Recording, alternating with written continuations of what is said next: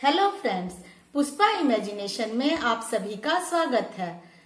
मैं आपको स्टिचिंग भी सिखाऊंगी और फैशन डिजाइनिंग भी सिखाऊंगी। स्टिचिंग का टेक्निक अलग होता है और फैशन डिजाइनिंग का टेक्निक अलग होता है।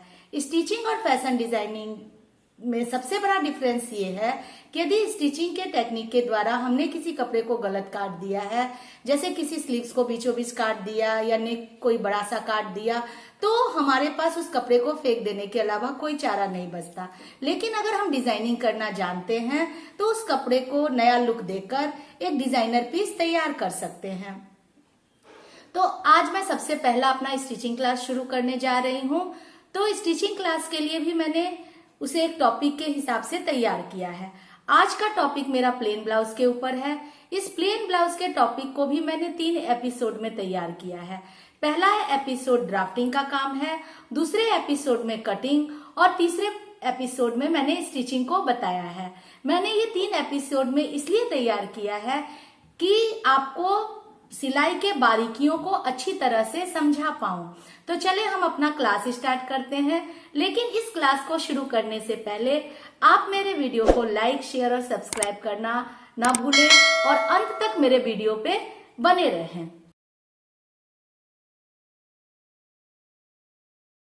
पैटर्न बनाने से पहले आपको मैं एक बात बताना चाह रही हूं कि मैंने आप लोगों के लिए ये चार्ट शीट तैयार किया है। इसके अनुसार आपको सभी माप रखना है। यहाँ चेस्ट, शोल्डर, आर्म होल और नेक विड्थ दिया हुआ है।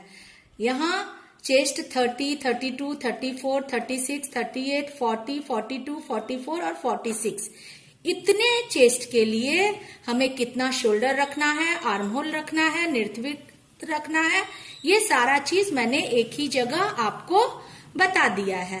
तो आपको इन सभी बातों का ध्यान रखना है। अब मैं आपको 36 चेस्ट का पैटर्न मेकिंग करना बता रही हूँ। यहाँ सबसे पहले हम फुल लेंथ ले लेंगे। फुल लेंथ हमारा है 13.5।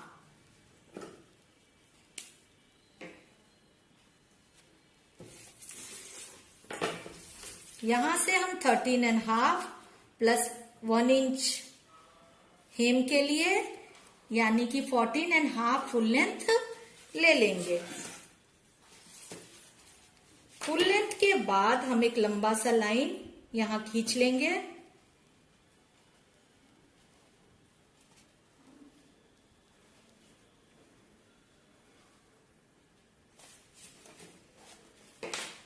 ये हमारा फुल लेंथ 14.5 हो गया।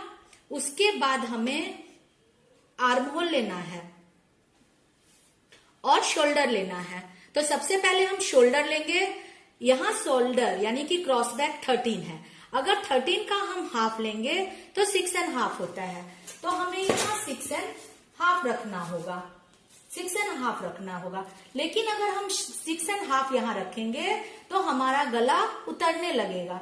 तो हम बड़े गले के लिए 6.5 नहीं रखते हैं।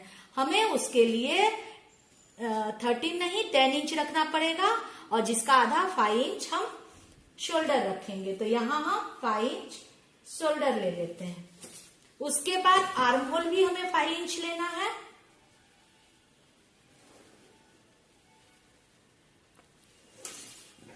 यहाँ चेस्ट का 1/4, चेस्ट हमारा 36 है, 1/4 उसका हो गया 9 इंच और उसमें 1.5 इंच हम मार्जिन ले लेंगे। तो 9 इंच यहां ले लेंगे और 1.5 इंच मार्जिन ले लेंगे।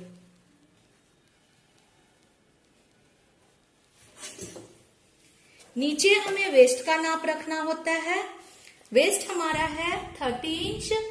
30 का 4th हो गया 7.5 और उसमें 1 इंच हम टक्स का ले लेंगे यानी 7.5 में 1 इंच टक्स 8.5 हो गया। और उसके बाद हमें 1.5 इंच का मार्जिन ले लेना है। यहां हमने मार्जिन ले लिया। अब इन दोनों लाइनों को हमें मिला लेना है।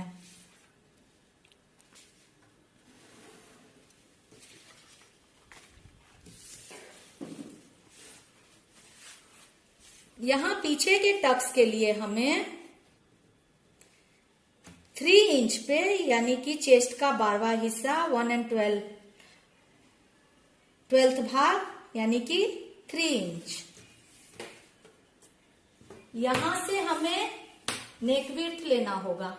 यहाँ पे 36 का, जैसे कि मैंने चार्ट में बताया है, नेक विड्थ हमारा हो गया 2.5।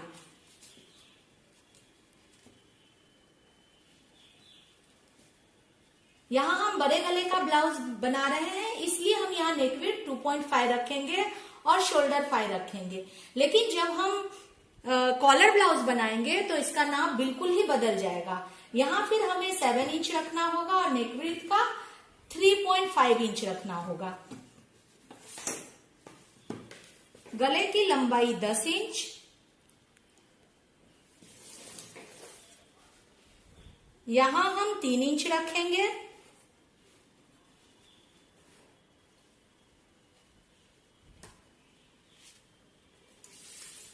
इस लाइन को इससे मिला लेना है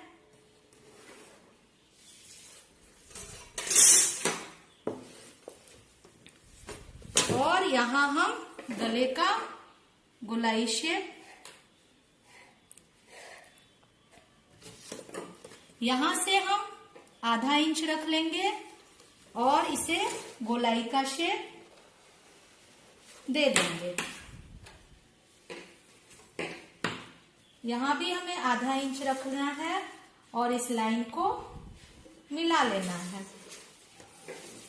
यहां से 1 इंच हमें आगे बढ़ना है और इस लाइन को ऐसे मिला लेंगे। यहां से 1 इंच मापेंगे और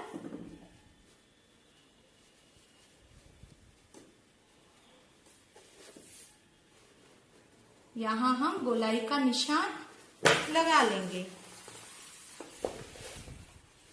पीछे के टक्स के लिए हमने 1/12 चेस्ट लिया है, यानी 36 का 1/12 3 इंच।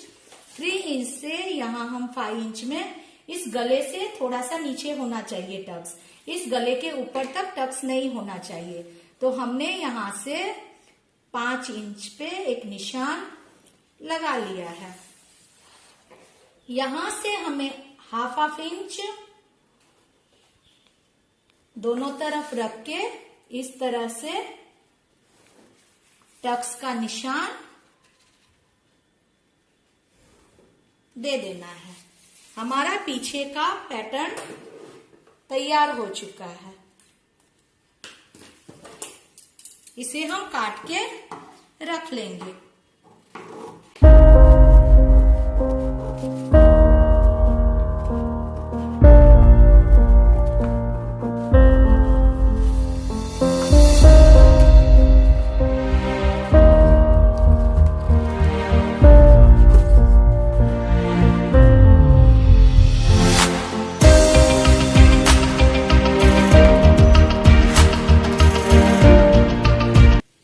अब हम आगे का पैटर्न बनाएंगे। आगे के लिए हमें इस तरह से रख लेना है। हमें ½ इंच यहां से थोड़ा बड़ा लेना है और ½ इंच नीचे से बड़ा लेंगे और इस पैटर्न को इस कपड़े पे उतार लेंगे।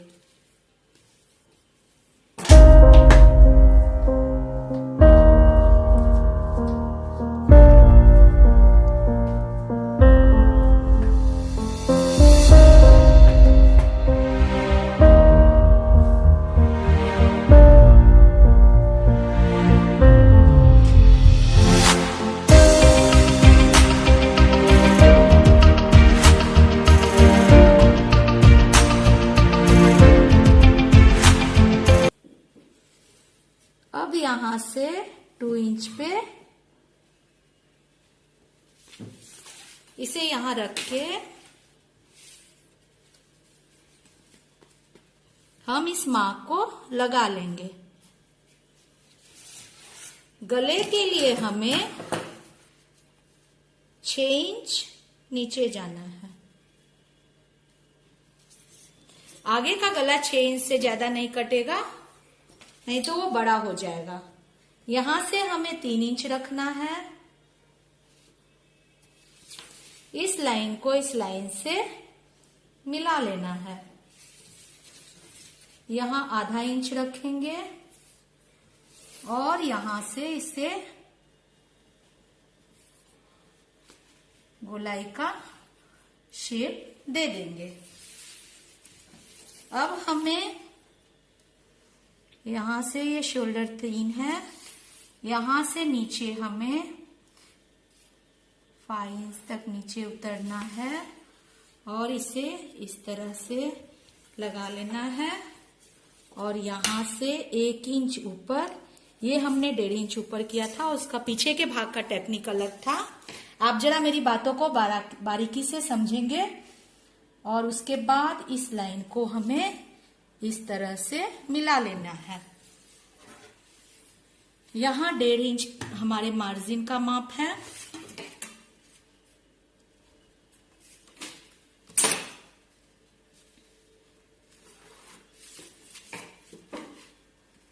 यहां से 1/12 चेस्ट यानी 3 इंच। शोल्डर से डॉट हमेशा 36 इंच के लिए 9.5 पे होता है, तो हम यहाँ लगा लेंगे। यहाँ से इस डार्ट को मिला लेंगे।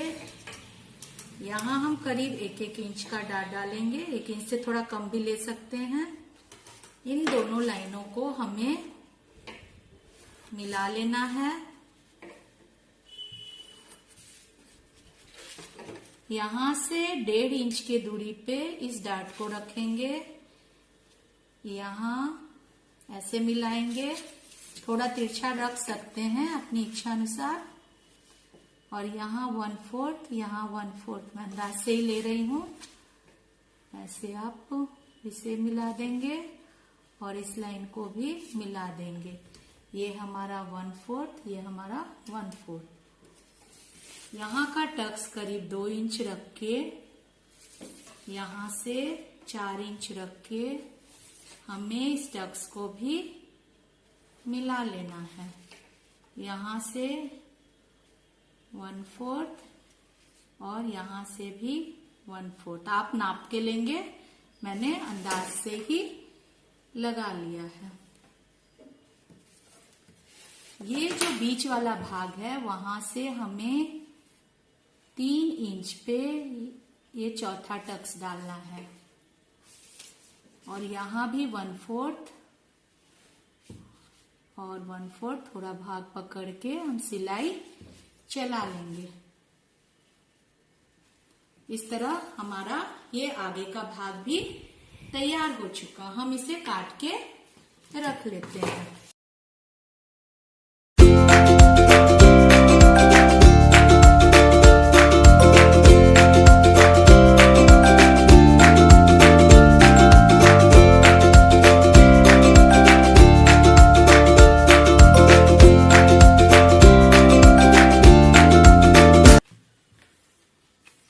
ये हमारा बैक हो गया और ये हमारा फ्रंट हो गया।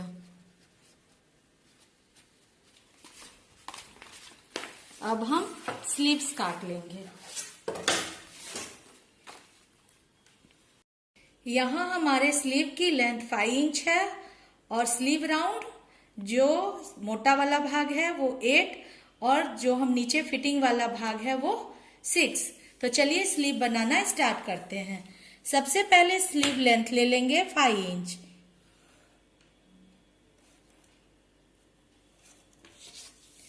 फिर हमें स्लीव राउंड का निशान लगाना है। एक लंबा लाइन 8 इंच का रख लेंगे। यहां से 3 इंच नीचे उतरेंगे। यहां से भी हमें 8 इंच लंबा लाइन ले लेना है। ये हमारे स्लीव्स के फिटिंग का माप होता है। तो यहाँ हमारा माप 6 इंच का है, तो ये हम 6 इंच में ले लेंगे।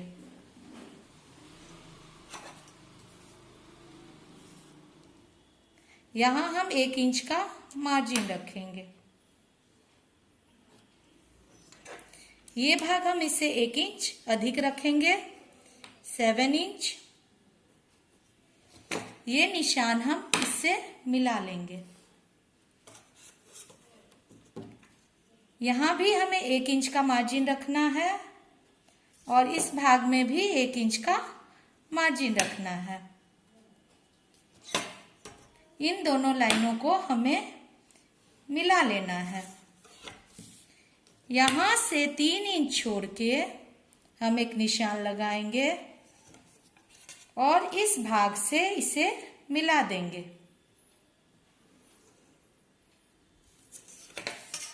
अब हमें इस भाग को सीधा रख के और इस भाग को इस तरह से लेते हुए यहाँ गोलाई का शेप देते हुए स्लीव बनाएंगे। इसके बाद आगे वाले भाग के लिए हमें इस तरह से आधा इंच अधिक लेते हुए इसे इस तरह से बना देना है। अब हम इसे काट लेंगे।